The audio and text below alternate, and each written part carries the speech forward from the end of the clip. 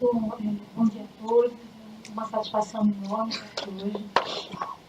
Eu queria cumprimentar a banca. É fácil, não é fácil. A banca, amigos aqui, a mesa, a pessoa, minha querida professora Roseli,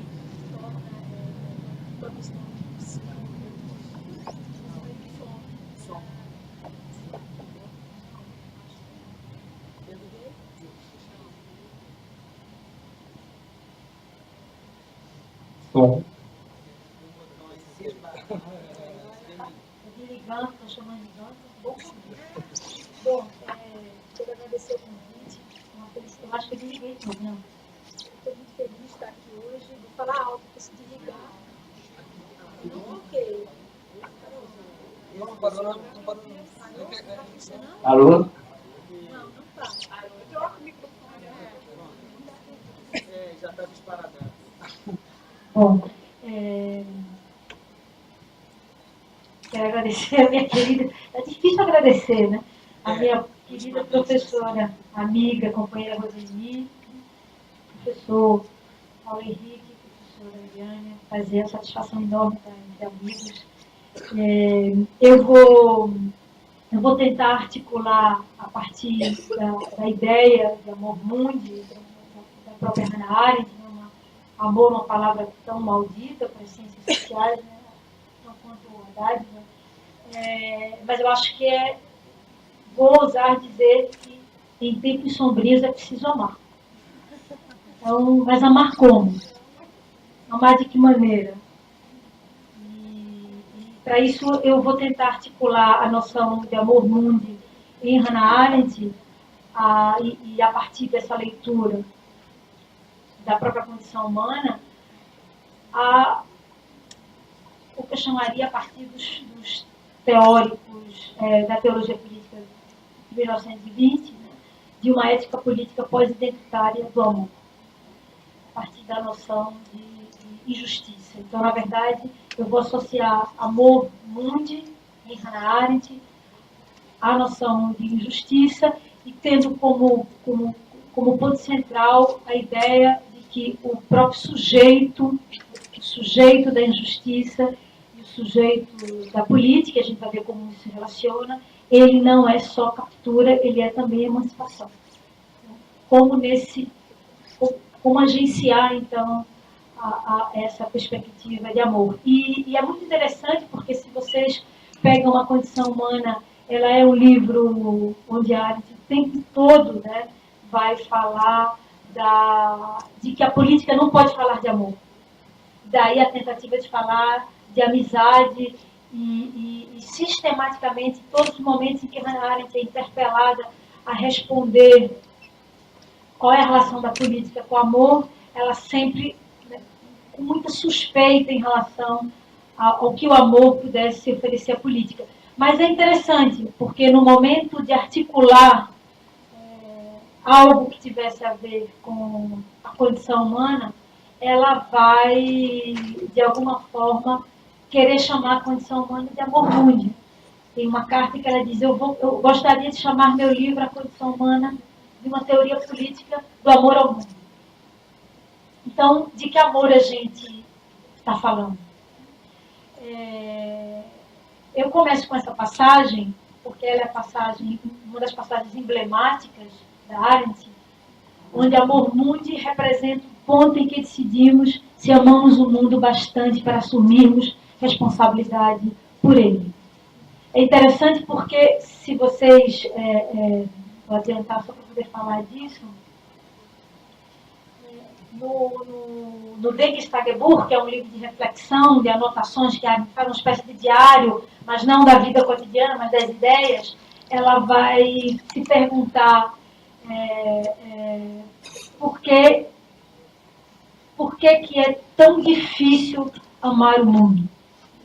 Se é esse peso em que a gente tem que assumir responsabilidade por ele, por que é tão difícil amar o mundo? E de que amor a gente está falando e de que mundo a gente está falando? E aí é muito interessante porque a Arendt deixa muito claro de que quando ela está falando de mundo, vou voltar. Eu sou ruim de pedir para ela passar o slide.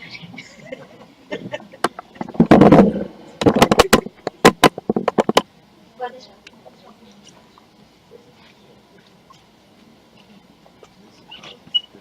Arendt, ela foi a estudante de Santo Agostinho, né? Quando ela escreve o conceito de amor de Santo Agostinho, ela já retoma dele várias diferenciações do que se poderia se considerar mundo. E é interessante porque o mundo comum, essa categoria de um mundo partilhado não por zoes, né, por vidas meramente biológicas, mas por vida qualificada, esse conceito que ela vai reelaborar na condição humana é muito diferente, né? O estatuto da condição da dignidade a uma vida meramente biológica, né? A gente vai descredenciar essa ideia e vai dizer que a gente precisa, de certa forma, de um zoopoliticon, ou seja, a gente precisa dignificar essa zoe. A vida humana sem política, ou seja, sem ser elevada, de certa forma, artificialmente, pelas relações sociais, a uma dignidade política, ela pode ser mera zoe. E a gente sabe muito bem, né, o que é que uma vida meramente zoe pode produzir no sujeito, ou seja, o corpo biológico sem proteção nenhuma, como vai dizer a Gambin, é uma vida meramente matável.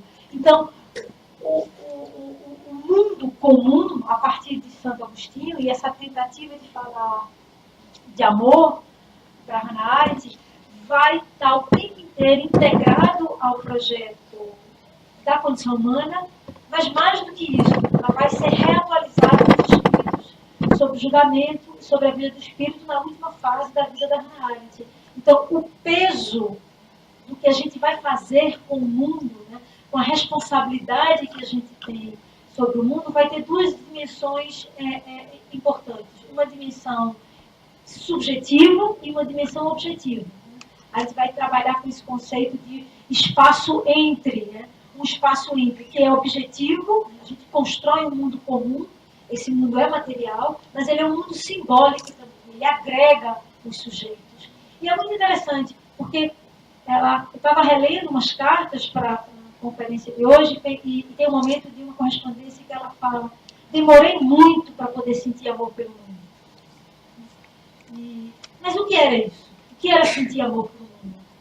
Não era um mundo em processo de reconciliação. Acho que por isso que é tão atual a gente falar de amor mundo. Era um mundo de profundo conflito, inexplicabilidade. A própria experiência do Holocausto para Hannah Arendt era uma experiência de marcar esse ponto onde a gente vai assumir o peso de responsabilidade para que isso não aconteça, para que isso não se perpetue. Então, acho que a gente vive num momento muito interessante para retomar o amor mundial. Porque se amor tem a ver com política, ele tem a ver com o desafio de pensar novas categorias, de pensar em tempos de crise profunda, né, em tempos sombrios, de pensar em momentos em que as coisas estão literalmente desmanteladas, a gente vai dizer. É interessante porque, como é um pensamento de ruptura, é um pensamento de tempos difíceis, se a gente não se constitui lendo Hannah Arendt com uma certa linearidade, você não tem essa dimensão de como é difícil pensar em crise. Eu acho que hoje no Brasil, esse conceito, para mim, ganhou muito mais potência, porque se você está pensando em Arendt, é o desafio da faculdade de pensar o novo, em termos de política, numa conjuntura onde as coisas mais ou menos, né, a gente achava que ia evoluir, fazia sentido, né, com erros e acertos, hoje a gente, de fato, tem que repensar estruturalmente as próprias categorias. E aí sim, é um momento crucial para Hannah Arendt, onde a gente decide se quer assumir a responsabilidade por essa conjuntura. Porque amar o mundo não é assumir o silêncio da derrubada desse próprio mundo. Né? É muito interessante quando ela vai falar do silêncio, a responsabilidade que cala. O Papa Pio XII, por exemplo. Eu acho que muitos de nós estão, de certa forma, provocados por um silêncio que consegue comunicar pouco. Então, que decisão é essa? Que ponto onde, de certa forma, e aí vem o segundo momento.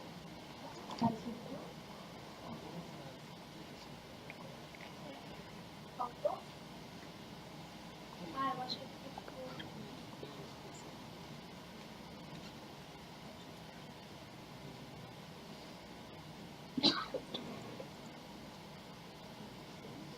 e por que está relacionada à ideia de responsabilidade? Outra frase da Hannah Arendt. O mundo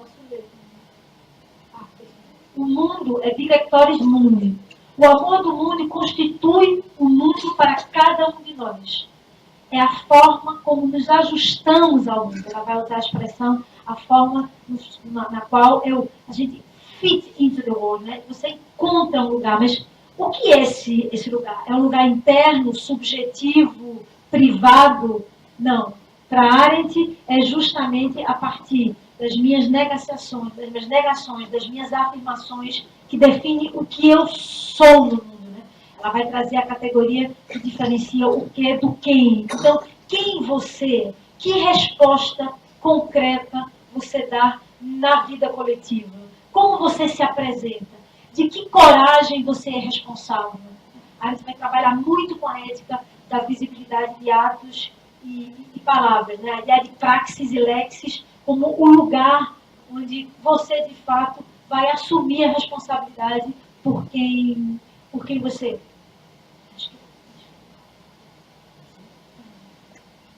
E aí vem a questão mais interessante, mais importante da conexão entre a condição humana e a ideia de amor mundi. A gente está lidando com uma categoria absolutamente da imprevisibilidade, do inesperado e, ao mesmo tempo, da inventividade singular da própria ideia de ação política. É interessante porque a Arendt não tem uma ontologia de sujeito, ela não está preocupada em responder a pergunta o que o sujeito é, que já é uma pergunta dentro de uma própria tradição moderna, liberal, individualista. Então, tem um esforço sempre epistemológico de não recorrer à falácia metafísica de querer reduzir a subjetividade ao sujeito individual. A gente só pode falar em processos de subjetivação nas próprias práticas de ação políticas coletivas. Então, quer saber o que o sujeito é, onde ele está inserido, com quem ele fala, que responsabilidade ele assume, como ele se relaciona, como as práticas constituem o próprio sujeito. Então, amar o mundo é se tornar visível nesse mundo, é assumir de forma densa as próprias práticas. E é interessante porque em vários momentos da condição humana aparece essa ideia de vincular singularidade da ação política com a experiência da injustiça. E é aí um pouco que eu quero aí que eu quero me aproximar de vocês. Como, de certa forma, a ideia de interioridade, que seria tornar-se uma questão para si próprio, de Santo Agostinho, vocês sabem que na tradição moderna se acredita a Santo Agostinho a ideia da criação da vida interior, a partir das meditações, a interioridade como uma constituição da própria modernidade, e a arte vai inverter a filosofia da interioridade. Ou seja, em Hannah Arendt, a dimensão de amor mundi é justamente você exteriorizar essa questão. Como? Quando? De que forma? Precisamente pelo meio de quem somos no domínio das aparências, no espaço público. É o amor daquilo que é criado pela ação em conjunto. Um amor que dá uma durabilidade às invenções de liberdade política e que também proporciona uma realidade estável para futuras gerações. Então, é engraçado que toda a ideia de estabilidade para a Arendt, né, e aqui tem uma questão importante com a sustentabilidade, com a ideia de integração à natureza, que a gente não vai discutir aqui, mas a própria ideia de que mundo você vai deixar para gerações futuras, que revoga essa ideia moderna de um mundo materialista, consumista, que, segundo a própria leitura da condição humana, a gente tornou o mundo de subsistência e o mundo da fabricação, né, fundidos. Uma lógica de consumo faz com que a gente queira consumir mais e mais e mais e mais e mais. Então, a ação política se descaracteriza, por isso que dizem que a condição humana pode ser lida como um livro triste, como um diagnóstico triste da modernidade, né? A perda da independência do sujeito político, ao contrário, em detrimento da escravidão, né, do próprio imaginário do consumo preso ao homo faber. Mas aqui é interessante porque essa estabilidade que o mundo pode oferecer, ela é promovida por sujeitos. E aí eu quero vincular essa dimensão com a ideia de justiça, muito rapidamente, porque eu acho que de alguma maneira a gente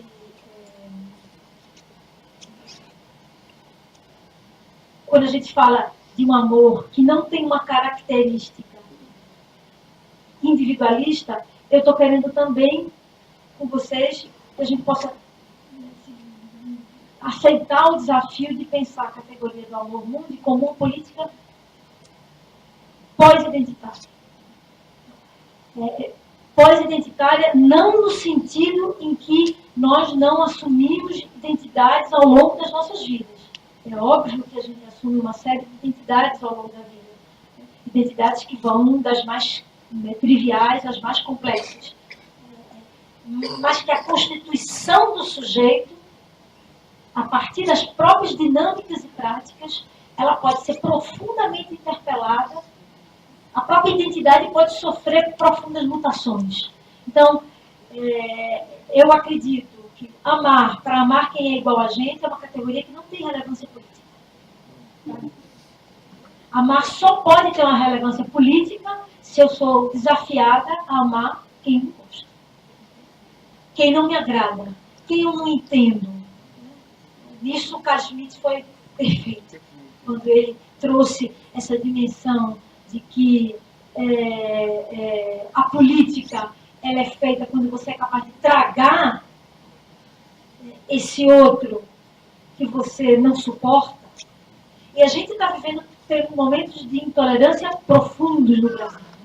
Não só de retrocesso, de intolerância profunda. Então, a repensar a categoria do amor, ter a coragem de enfrentar a categoria do amor, ao mesmo tempo que a categoria do amor possa se tornar uma pauta de emancipação, porque a gente não está deixando de falar de emancipação, então eu não estou abandonando o vocabulário das identity politics, ao contrário, não estou abandonando, mas a gente precisa ressignificar. Então é nessa esteira que eu acho que a ideia de pensar uma epistemologia da injustiça pode ajudar, de certa forma, a gente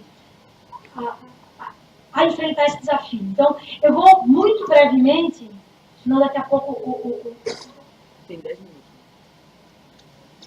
Eu não vou ficar me referindo aos marcos teóricos. Quero deixar claro que eu estou chamando de uma epistemologia da injustiça, ou uma teoria do sujeito da injustiça, e meu referencial teórico são as teologias políticas a partir das leituras contemporâneas de Paulo. Então, os referenciais teóricos aqui vão desde os clássicos Walter Benjamin e Rosenzweig até a própria Hannah Arendt, o Alain Badiou, o Slavoj Zizek e o Agamben, o George Agamben. Então, essa é a referência teórica para não precisar repetir para vocês. Então, por que uma teoria que, para falar de amor, recupere o tema do sujeito da injustiça? Por que não uma teoria da justiça, em vez do sujeito da injustiça? O ponto de partida é que as teorias da justiça, isso interessa talvez menos a vocês, do ponto de vista clássico, do que a filosofia política produziu em termos de justiça, de certa forma está presa a um referencial epistemológico abstrato, neutro, desencarnado deshistoricizado, você tem discussões de princípios e mais princípios e mais princípios de justiça, seja numa matriz neocantiana, Habermas, Sheila Ben-Habib, seja numa matriz, inclusive, da própria luta por reconhecimento ou uma matriz mais identitária, hegeliana aristotélica, onde você vai ter de novo a pergunta: quem são os meus? Né? Que é a reafirmação da identidade política, né? Da identidade social, pura e simplesmente. Quem são, qual é a reserva específica de um grupo que pede por justiça e ele tem demandas específicas de justiça. Esses são os dois fundamentos básicos pelos quais a gente, via de regra, trabalha com teoria da justiça. A ideia que eu tento resgatar, e a partir disso eu estou propondo 5 exigências, ou 5 elementos que a gente precisa repensar, é que qual é a importância do estatuto epistemológico que é dado à experiência mesma de injustiça, que sempre é concreta, nunca abstrata, sempre é irrepresentável, é historicizada, é contextualizada e, às vezes, é intransmitível, se a gente for falar de sofrimento. E falando de saúde, a gente está falando de sofrimento o tempo inteiro. Então, qual é o estatuto epistemológico dessa dimensão? Ela é só a condição de estabelecer qual é o sujeito abstrato da justiça? Na maioria das vezes, sim. Então, a minha pergunta é, se a gente fosse pensar uma teoria da justiça, a partir desses marcos teóricos, né, partindo do sujeito que sofre concretamente a injustiça, eu estou falando de injustiça social, não estou falando de injustiça no sentido, me sinto injustiçado porque não consigo ser neofascista, não vou trabalhar com isso, mas fica claro que eu estou trabalhando com a teologia de gênero, raça e classe social e as injustiças de opressão. Está muito claro essa divisão. Então, o primeiro ponto é a questão da temporalidade. Se a gente pensa a temporalidade neocantiana, moderna, é uma temporalidade do progresso, né? É a temporalidade do processo, é a temporalidade do recurso. Então, a temporalidade normativa, via de regra, não é uma temporalidade emergencial. Então, quem sofre nessas nomenclaturas pode esperar. Quem sofre por um atendimento básico de saúde pode esperar, porque tem um protocolo. Né? Qual é a lógica do protocolo? O protocolo é uma tradução prática de uma dimensão epistemológica, né? Que é uma dimensão reparadora a longo prazo. Né? Os efeitos perversos para um bom resultado, Walter Benjamin vai dizer num texto fantástico, né? O Crítica da Violência, como a violência estrutural, ela utiliza mecanismos sempre progressistas. Não, é um mal menor, é em nome de algo que é maior. Então, se a gente pensa um sujeito que sofre agora, eu tenho que pensar um outro tempo. Eu tenho que pensar um tempo como emergência. Por isso que eu estou lidando com essa temporalidade a partir dos filósofos dos anos 20. Né? O Rosenzweig vai chamar de uma hipertemporalização do próprio tempo. Passado, presente e futuro estão ali naquele momento, no instante que o sujeito sofre. Eles não estão no outro momento. Então, isso é uma redução epistemológica fundamental. Como seria pensar a situação de injustiça se a gente não remediasse, se a gente não pactuasse, se a gente não pudesse expandir o tempo do processo. Se a gente tivesse que usar o kairos dessa determinação, né? Não o cronos, mas a ruptura. Esse é o primeiro ponto.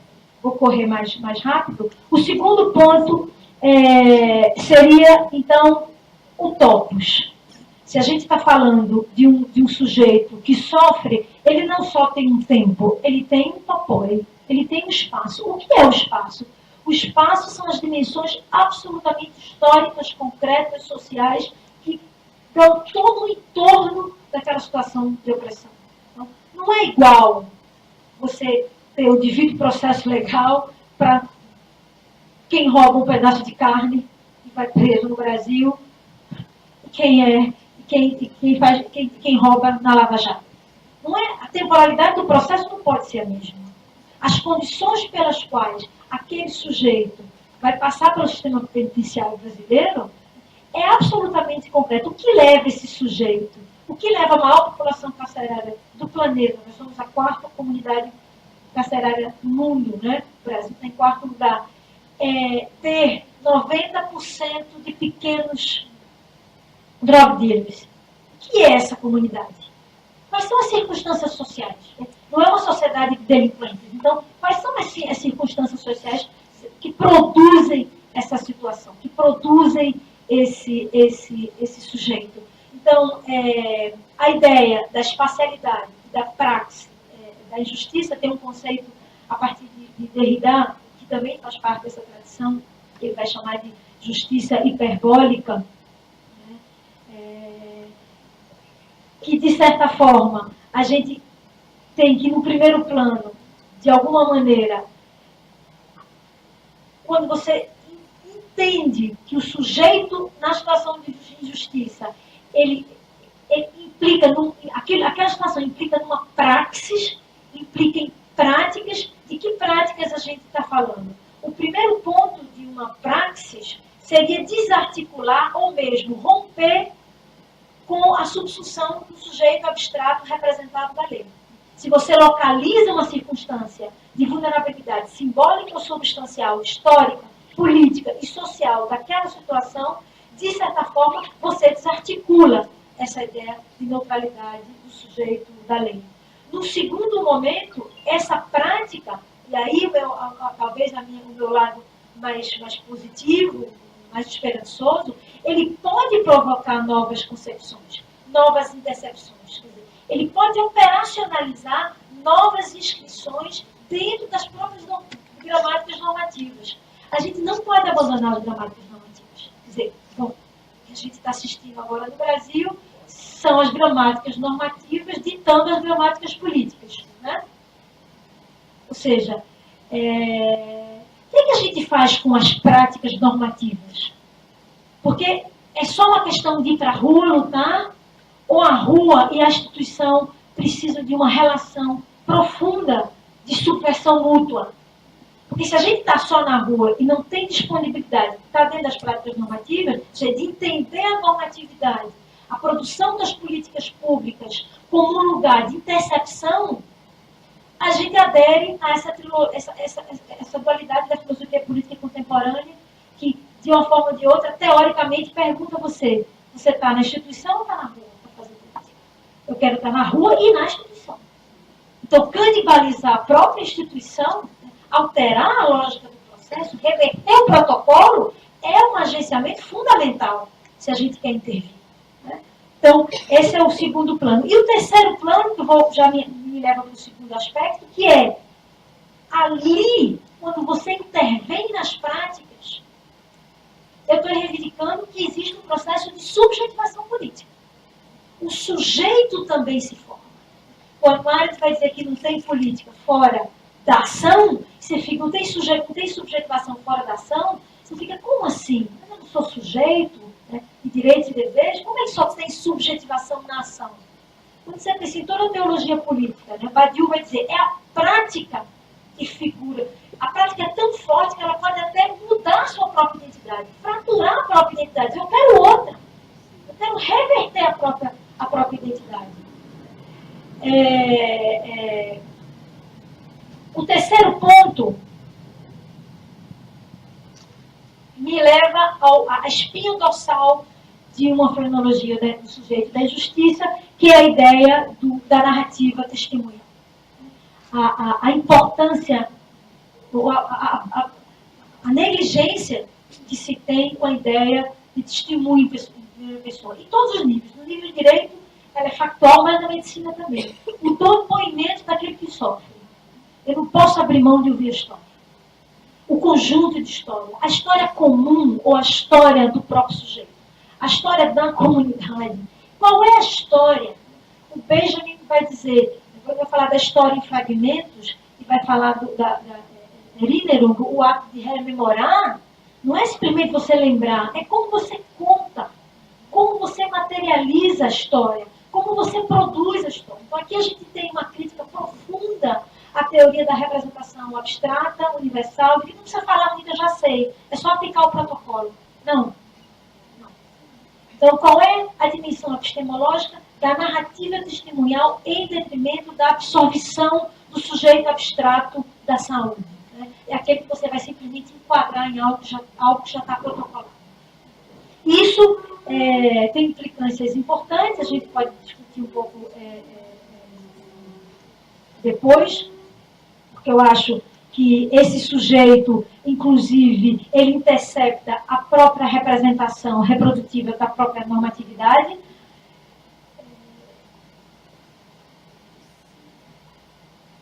Quarto ponto. E a gente vai se aproximando à ideia de amor, de uma ética política pós-identitária do amor. A ideia recuperada aqui por Derrida da cardia da injustiça. Né? Qual é o coração da injustiça? Qual é o elemento mais delicado da injustiça? O que é que você tem que amar? O sofrimento irreparável e irrepresentável do outro. Não vou me deter, mas quando o Rosenzweig vai fazer uma genealogia das formas de reparação, uma teoria da reparação da justiça, vai dizer o direito, que o máximo que ele conseguiu fazer foi aplicar o conceito de equidade da Aristóteles. Vamos fazer uma equação, equidade, como se fosse possível equalizar a dor de invisibilidade social, de morte física, de aniquilamento do corpo, de destruição dos filhos. Eu estivesse aqui falando no seminário de direito, com representatividade das camadas sociais, levantariam a mãe para falar do filho morto. Quem pode representar essa dor? Qual é a reparação normativa que tem acesso a esse sofrimento? Ou a gente produz alguma categoria que possa, alguma cardia que possa, de alguma forma, me aproximar. Caputo, usando Derrida, vai usar a expressão, é necessário inventar um ato. O que é a invenção desse ato? Eu estou lá no ambulatório atendendo, fazendo a ficha e a inscrição dos pacientes. O que é inventar um ato diante da dor irreparável do outro? Ah, você está falando de utopia. Não estou falando de utopia, não. Quando eu penso na teoria do sujeito da injustiça, estou pensando muito concretamente o que é que cada um de nós faz diante dele. E aí eu chego no último ponto, já terminando, que é